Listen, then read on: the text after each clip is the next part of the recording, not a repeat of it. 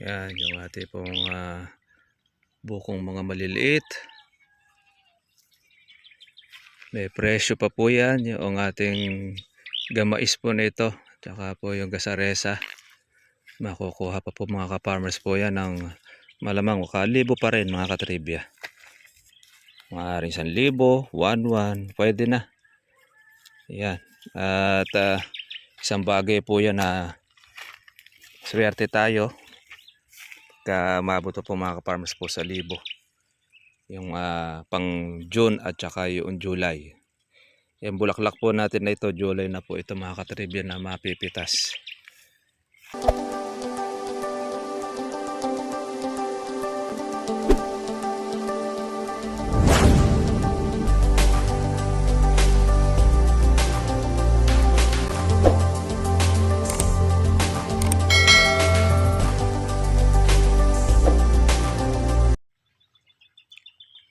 Ito mga ka-farmers, yung ating pong kalamansi. Yan yung pong ating buko, mga bulaklak. Matagtag na po ang ating mga bulaklak. Tapos meron po tayo mga bago pong labas. Ayan. Magandang hapon po sa inyo mga katribya at matatapos na po tayo ng ating pong pagpapatubig para po sa ating kalamansi. At kung ito ay medyo tinitigmak po natin, ang ulit ito ay nasa 20 days. Kaya April na po tayo mga katribya po Mayo na po tayo magpapatubig. Kapag po hindi po umulan, papatubig po tayo. Pero pagka po umulan mga katribya, ayun, swerte tayo mga katribya na makakamenos na ng ating pangkurudo. Naman po ang ating kalamansi. Yan. Ganyan.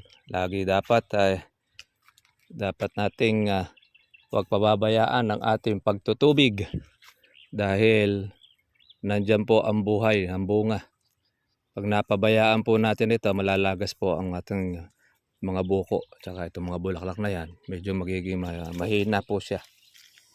Kaya lahat po yan ay kailangan patubig. Tapos ng tubig ay ang pag-i-spray. Tapos na rin po tayo mag-spray po kanina umaga nitong ating kalamansi. Kaya medyo okay na po itong ating mga bagong bulaklak. Tapos yung mga buko po natin ay para protektahan doon po sa mga harabas. Kasi sumasalakay po mga ka-farmers po ang harabas kahit na matindi ang init. Bagamat hindi po yung paru-paro ang nagiging kalaban po natin, yung uod mga katribya na bumibilot po sa dahon. Siya po ang kumakain po ng ating mga bunga, ng ating kalamansi. Pagka hindi po natin ito maaagapan, itong mga buko na ito, yan, titirahin yan hanggang siya po ay matuyo. Kaya yan ang ating dapat na ma-spray at saka matingnan po palagi. Ang palatandaan niya mga katribya po, yung ating kalamansi pagka po mayroong bilot, doon po nagtatago ang mga uod. Pagka po yan ay buhay, gagawin yan, mangangain na manginginain po na manginginain. Yung mga buko natin mga maliliit, gagawin niyang merienda. Ayan o. Meron pang mga maliliit pang mga bulaklak. Sa init po ng panahon, ay tuloy-tuloy po ang pagbubulaklak ng ating kalamansi. Kaya lahat po ng ating buwan, meron tayong inaasahan na magiging ani. Ganyan ang kalamansi. Meron tayong napipitas. Meron rin naman po tayong ani na maramihan. Meron naman tayong pang maintenance na bunga. Sa tingin ko mga ka-farmers po, ang kalamansi ay hindi naman po siya ganung bababa po ng mababa. Dahil po sa mahal po ng maintenance po ngayon, lalo na po tumaas po ang ating kurudo. At saka ngayon mga katribya, hindi lahat po noong mga nagpabunga ay nakapagpatuloy or nabuo ang kanilang bunga. Marami rin po mga katribya po yung mga nasira dahil ang mga harabas, mga paru-paro, yan po ang kumakain po ng bunga ng kalamansi. Kaya naman ay talagang pasipagan na lang hanggang sa makakarating ang ating budget para po doon sa ating mga bunga. Nabali itong ating kalamansi. Puwersa ng pagpitas.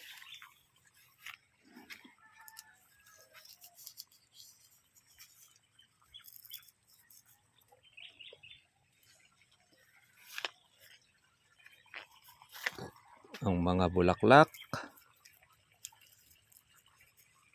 Yun. Mga maliliit na buko na iba. Meron na po tayong lumalaki-laki yung gasaresa, tsaka po yung gamais. Meron din tayong gamunggo. Sunod-sunod. Kada tubig natin mga ka-farmers, po-produce ulit siya ng panibago pong bulaklak. Ngayon to naglagay tayo ng ating abono. Kaya kakaroon naman ulit mga ka-farmers po ng ating bulaklak. Another batch po yan ulit ng bulaklak po natin. Tuloy-tuloy ang pag-aalaga. Yan yung ating pong bukong mga maliliit. May presyo pa po yan yung ating gamais po nito. Tsaka po yung gasaresa. Makukuha pa po mga ka-farmers po yan ng malamang kalibo pa rin mga katribya. Maaaring 1,000, 1,100, pwede na. Yan. At isang bagay po yan na swerte tayo. Maabot po mga ka-farmers po sa 1,000. Yung pang June at saka yung July. Yung bulaklak po natin na ito, July na po ito mga katribya na mapipitas. Yan. Tapos yung mga gamais po natin na yan, sa June, pwede na rin po natin makuha. Mapipitas na po natin yan ng June. At yun naman pong ating itong gahulin. Pangkuha naman natin ito mga katribya. Pang Mayo. Pang May, pwedeng 20 ng Mayo. Doon natin siya mapipitas. Lahat po ng ating buwan, mga ka-farmers, meron tayong aasahan na magiging ani. Tapos, yung patubig natin na ito, magkakaroon ulit siya ng another na pagbubulaklak. Another batches po na yon. Siguro, pambuwan na po yan ng August. August mga katribya. May presyo pa po pagka buwan ng August. Kumbaga yung first week ng August ay mga nasa 600 to 700 pa yan. Ang talagang pinakabagsak ang presyo ng kalamansi ang buwan po ng September. Permisyon. Dahil ang September, yan ay bulaklak po ng Mayo. Kaya sa May, lahat ng kalamansi, maging man po sa paso, pag puntungtong ng Mayo at malakas po ang ulan, yan ay nagbubulaklak na lahat. Kahit hindi po natin yan alagaan o sprayin, wala pong insekto na naninira po sa mga bulaklak at bunga pagtungtong po ng Mayo. Ang mga insekto, mga nakapahinga. Pero ngayon, itong buwan ng Abril, marami po tayo mga insekto pa. Kaya hindi pa tayo po pwedeng mapanatag o kampante doon sa ating inaalagaan. Di bali nga kahit na once a week ang ating pong pag-i-spray. Basta't importante mga ka-farmers ay maagapan po natin ang ating pong mga bukong maliliit tsaka po mga bulaklak. Dahil ang kalaban po natin ngayon mga ka-farmers, yan, yung pong mga harabas. Kaya minsan makikita ninyo kapag ka po hindi po nag-i-spray ang isang magkakalamansi, ang nagiging resulta po ng dahon, yan, kakabutas-butas. Yan, sira ang kanyang mga bunga. Pero hindi naman siya mga katibang mamamatay. Dahil magdadahon po siya uli. Kada tubig yan, magdadahon uli. Parang ganito. Yan. Pagka tinamaan po ng harabas, yan, inuubos po yung dahon ng kalamansi. Pero di naman siya kayang patayin. Pagka nagtubig, susupang uli ng panibago. Kaya lang, pagka nandyan pa yung harabas, kakainin na naman uli po ang dahon. Ganyan ang kalamansi. Kaya ito, in-spray na lang din to ni tatay itong bata na ito. Dahil ang isa pa sa palaban po ng kalamansi, itong dapurak. Yan. Yung puti-puti na ito, saka nagiging malagkit. Naglalabas po siya ng dagta.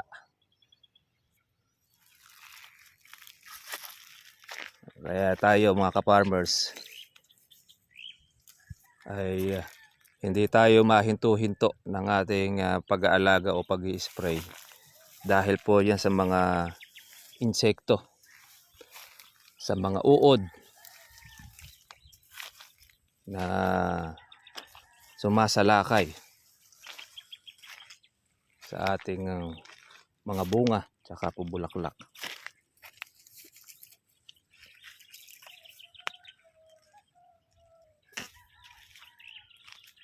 Kaya magastos mga ka-farmers. Hindi mo gagastusan, hindi ka po aani. Ganyan ang kalamansi. Pagka wala kang kapital, hindi ka makakapag-alaga. Kaya po ang bunga ng kalamansi ay depende po yan sa inyong kapital at doon sa kaalaman noong tagapag-alaga. Mayroon kang kapital, di mo naman alam ang gagawin mo, di mo alam ang paraan po ng pagtitimpla ng gamot, ay kahit mag-spray ka na mag-spray, sisira at masisira po ang inyong mga bunga. Kaya yun po ang isa po sa ating tinuturo sa ating mga ka-farmers, sa ating mga katribya. Basta po once na lumabas po ang bulaklak, automatic, dapat yan, agapan na po natin lagi ng spray. 2 beses sa isang linggo. Iba naman, isang araw lang ang pagitan, spray na. Di naman po ganon. Dahil mauubos naman po mga katribya po ang inyong pong kapital. Sobrang laki po ng gastos ng kalamansi. Di baling medyo matapang po yung ate pong gamot. Wag lang po naman yung sobra pong matabang. Wag din naman po yung sobrang tapang. Dahil lalo na ngayon, mainit ang panahon. Kaya ang pag-i-spray po natin dapat ay maga lang. Ito, yung ganitong oras na pahapon na, padilim po pwede na rin para po hindi po mainit. Ayan mga katribya, ang ating pong kalamansi ay pumapatak pa rin po sa 2,200. Hindi po mga katribya po talagang bumaba po sa 2,000. Maganda pa rin po ang presyo po ng mga katribya. Mapatak po ng nasa 70 plus ang presyo po ng ating kalamansi. Ayan, matatapos na po tayo ng ating patubig. Dito na po tayo sa dulo, napaagos. Kaya pagkatapos nito, 20 days naman po natin uli para po balikan natin ang ating pong pagkapatubig. Sana naman ay maabutan na po ng ulan para ma-minus po tayo ng ating kurudo. Okay mga ka-farmers, God bless sa inyo lahat. Kita na po tayo po bukas. Pasusunod natin vlog. Bye-bye.